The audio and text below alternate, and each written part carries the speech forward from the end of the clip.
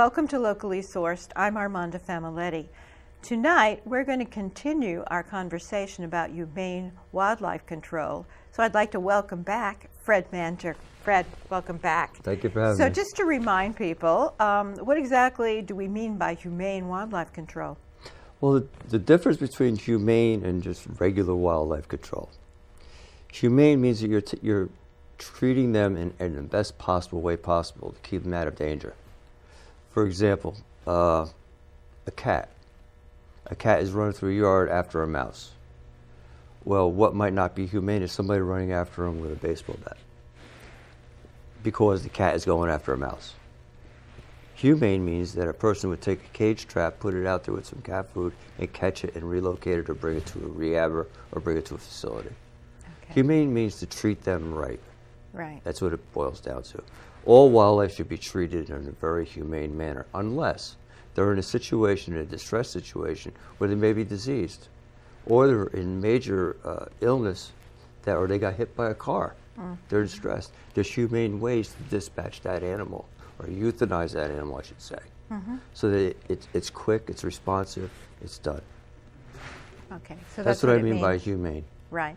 And let's talk a little bit about the qualifications for being in the business you're in. And tell your business name again. It's New York Wildlife Control. Okay. And I can't be a New York Wildlife Control person because I don't have any qualifications or certifications or licenses or experience. But you have all those things. Yes. So tell me a little bit about that process. The process itself is way back in the day. I have to start way back in the day. We were required to have an apprenticeship. We had to work with someone that mentored us into wildlife management. How far back in the day are we talking? It might have been 20 years ago. Okay. I'm not sure, but I know it was last century. At least, at the very least. But they had reduced the qualifications for some reason, and I was always against it. I'm a New York State wildlife educator. I teach DEC courses for sportsman's education, for wildlife management. I just had a course this past Saturday, and I had 26 students in there teaching them wildlife management and how to humanely handle it. So we've got something on the screen, and it's the license you have, right? As NUCO, that's how you pronounce it? NUCO is the acronym for Nuisance Wildlife Control Operator.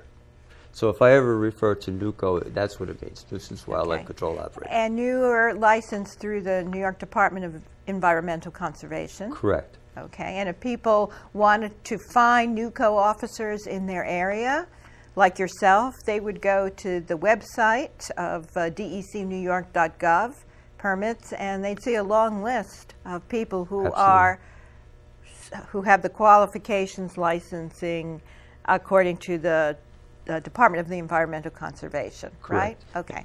And as well, what it is that we are licensed to do the work that we do. But the experience that follows the license isn't really a qualification for the license. Oh, really? So let's go back. You were saying back in the day, it used to be that you had to mentor under some wiser, more experienced person. Someone that was in the business of doing wildlife control.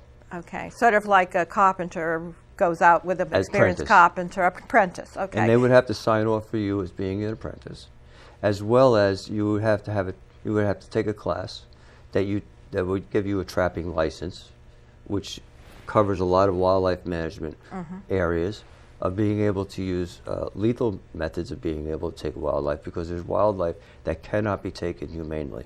We can get into that in another section. That's known as ADC, Animal Damage Control.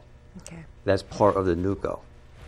And the licensing now is just an open book test. It's an open book test. So you're saying that if I want to get into this business, I would not have to go and be an apprentice and be mentored. So what sounded like a really good process is no longer happening. Is that what you're saying? I put my foot in my mouth, yes. No, I mean, that's the truth, right? Yes. It isn't. It doesn't have the same qualifications as the pest control agent Okay, so let's get to pest control in a minute. So I just want to say that it sounds like that instead of making it more difficult to become a NUCO officer and making sure that people who did this kind of work were really experienced, really knew what they were doing, that they stopped that process and they made it easier for people to become NUCO officers. So, as you say, it's an open book test now to get your license. So why did they do that? That, to me, as a consumer, doesn't make any sense. I would want to have the most experienced person handling my wildlife problems. I wouldn't want someone who isn't much better than myself who took an open book test. What happened? I'll be honest with you, I really don't know. That's my honest answer. I have not addressed the DEC as to why they had done that. So that was a decision New York DEC made? Yes. Yes, and I have no idea as to why they did that. Okay. I question it from time to time. Maybe I'll do a little phone calling and try to find out myself, because that seems like going in the wrong direction. You're going to see also that there's, you'll see agencies, big box agencies, I'm not going to name any, that'll say that they're pest control, and all of a sudden they list wildlife. They'll go from termites to roaches to ants, and all of a sudden you'll see beaver control, and then you'll see bat control. So you're talking about advertising for large nationwide companies that do pest control, and then they sneak in wildlife control. Well, it isn't so much that they sneak in, it's just that you have to, their credentials have to be up to par, that they have people that are on staff that handle nuisance wildlife control. Okay, so they're just expanding their business. Right. They could expand their business, not a challenge. It's just that the DEC does not, from one of my understanding, that after speaking with them many years, is that they do not license a corporation to do nuisance wildlife control. Individuals are licensed to do nuisance wildlife control. But a corporation could hire licensed individuals. Exactly. And send them out. And right. Okay. Now this is where the answer is to your question, is that how do you know that you have a reputable individual that's doing nuisance wildlife control? Is first they have to have the NUCO license, and which they also you're telling me doesn't mean that much anymore. But there's a caveat to that. There's many restrictions to that license, that the person that has the license has to pursue their own training. So they have to go to the state and take a trapping course. Like, for example, I had 3 individuals in my trapping class, my wildlife management class, that were getting their licenses upgraded so that they can do they could do the beaver, the ADC work. They could do raccoon work, things of that nature. Okay. So when you get your license, it doesn't cover every kind of wildlife control there is. No. It's just a basic thing, and once you have that, then you can take courses. Expand. And you get more certifications and whatever. So, in other words, buyer beware. If you're looking for someone to do wildlife control for you, find out what are the certifications they have. They don't have the basic NUCO. You don't want that. You want that they've taken more courses. They've gotten qualified in other areas, and they have some years of experience. And it sounds to me like it's better if they'd gotten their license back in the day when people had to go out and be apprentices with other wildlife control people. Well, I'm 64, and I've been doing this for almost 47 years. And in my 47 years, a majority of the individuals that have the credibility and the responsibility to be able to do my kind of work are almost between, I would say, 52. I met 2 gentlemen doing beaver work. They were 87 and 89 years old. Whoa. And they were NUCOs. See, what they look for are people. What kind of training did they have to have? They went out with Davy Crockett or something? I mean. Well, I got my training from individuals that are no longer alive. I had gotten training from Craig O'Gorman out in Wyoming. I had gotten training from Charlie Dobbins, who has passed on recently. And these gentlemen are 80, 90 years old. And they have vast experience. But you have to, it isn't as though you're sitting in front of somebody that's taking you to the field and showing you, this is how you get a raccoon into a cage. This is how you get coyote pups out of a den. They don't teach that. You have to take it upon yourself as a NUCO to go and get this training. Right, but that's what you're saying. But this kind of training is offered locally, right, or no, regionally? No. No, you have to really seek it out. As an example. So the DEC doesn't help you with that, or because Well, that's why they have the want DEC the site. best? They wouldn't for the consumers for conservation of wildlife. Yes. Wouldn't they want the best trained people out there in the field? Absolutely, because we're representing the DEC. So I'm hearing a disconnect here between letting the higher standard of qualifications slip and having a lower standard of qualifications for licensed NUCOs. Do you see where I'm going with this? I know exactly. And what they're doing is, number one, they don't have a budget to be able to do training classes for NUCOs. So is that what happened? They got their budget cut? Their budget cut. Many, many, many years ago, there used to be on the budget, they had a line item budget that I understood, that for professional hunters and trappers, we worked with the state. We worked for the state. Now we work with the state. Okay. But yet we're a representative of the state. We're out there in the public eye doing work that is directly reflective of what the DEC wants us to do. Mm-hmm. And unfortunately, it's through attrition. The last time we spoke, you had mentioned about the gentleman that had mentioned to you about using a shovel.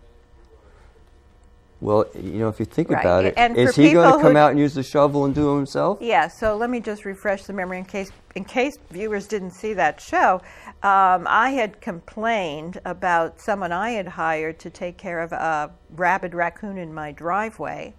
And he was very rude on the phone, and when I balked a little at how much he was going to charge, he pushed back and he said, well, you can take a shovel and go out and whack it in the head yourself. And so I guess that would be someone who I can guess did not get all the training. Or training from somewhere he wasn't supposed to get. That you had years ago before the government cut the DEC's budget. So what's the one of the takeaways from that is not all budget cuts are good, and what happens is that services are reduced. Correct. And that the consumer and wildlife suffer for that, right? That's sort of the big picture takeaway for that. So that's enough of my preaching, but no, you're not preaching. It's educational. But so it's sort of it really is consumer beware when it comes to who you're going to hire as a NUCO, and am I on the right track here? Is that kind of what you're saying? And you also, are, but all NUCOs, I can't put them all in a category because, like you said, there's good ones and there's bad ones. Well, here's the question for you. The pricing. Yes. I think we talked about how there is no set standard for pricing. So so my issue was with the raccoon. The man said, I'll come out for $250. And I said, wow, that's a lot of money for an animal that's like dead, practically dead. And I don't know what the standard rate is for coming out to take away a dead raccoon. There's no standardization in the pricing, right?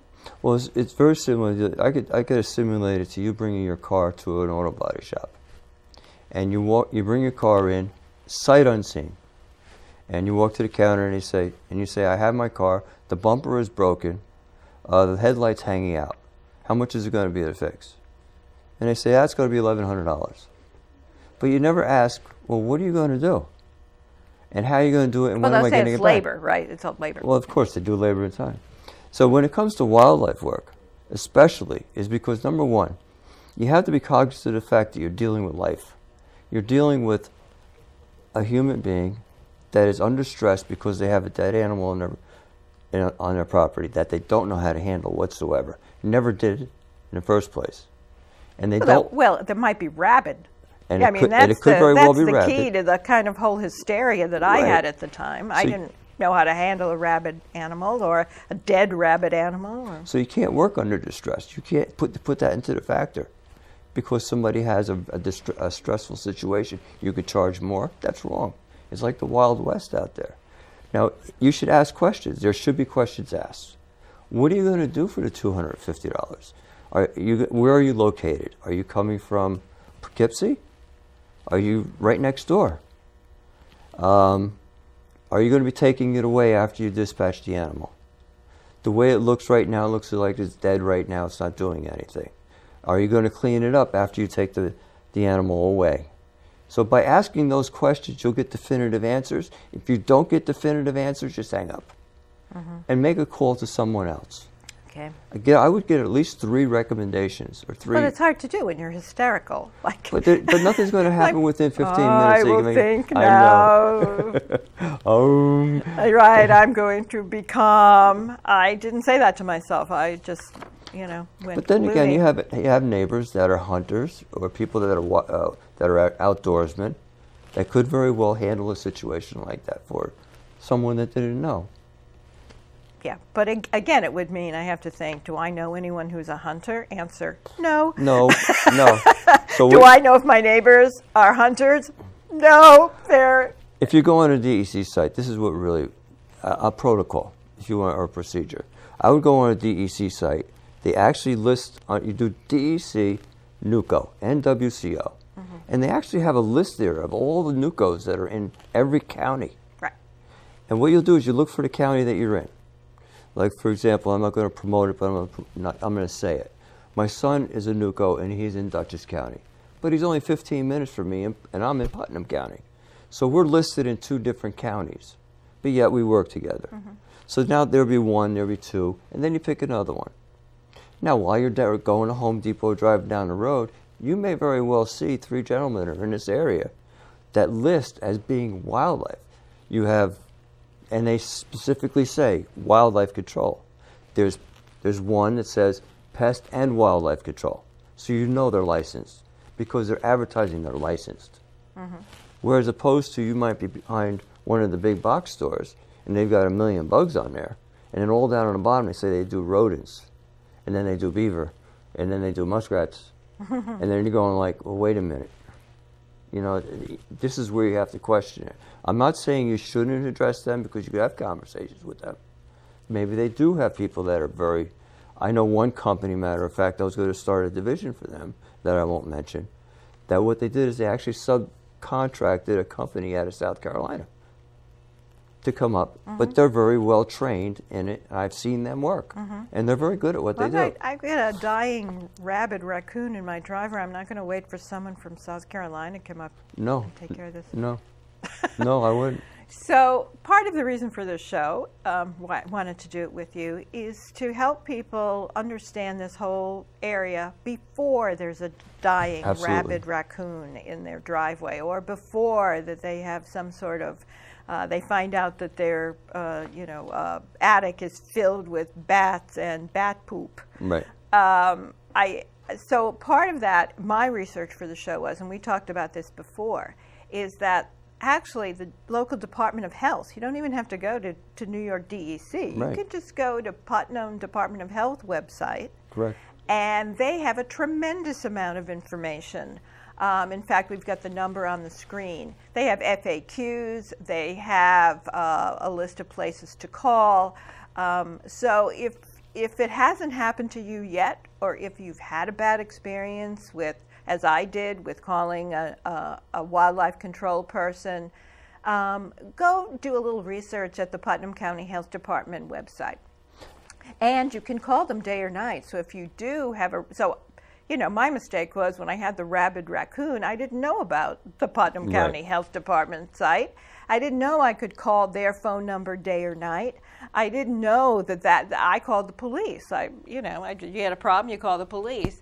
But that's why I just want to educate people that is a place to go. Don't panic. There's someone on the other side there who's going to help you, and that's where they're going to tell me about NUCOs and other. Well, that's the point I was going to make. Yes. Rehab what am I saying here? Wildlife rehabbers, which is maybe that's what's going on with your problem, or they might just tell you, hey, if the fawn is just sitting there not bothering anybody, leave it alone. Leave it alone. I mean, that's really sort of, unless there's something really obviously bad happening, leave it alone. That's kind of number one for wildlife. Which is going to happen in the next couple of months.